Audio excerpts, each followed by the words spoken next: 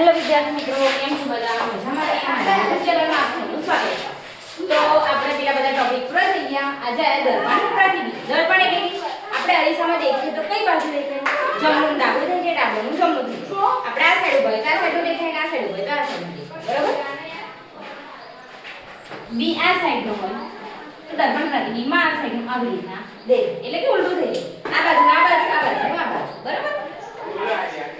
તો હવે દેખો वही दर्पण प्रतिबिंब आम છે તો આંખ કઈ બાજુ જશે? આ બાજુ. આવી રીતના બરાબર. આ બાજુનો આંખ કઈ બાજુ ફેરાય? આ બાજુ ફેરાય. હવે આ ત્રિકોણ છે, બધી બાજુ કેવી છે?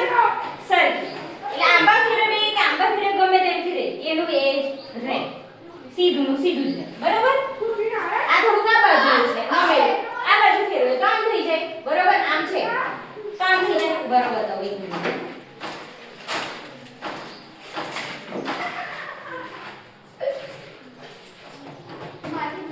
આમ છે, આમ છે.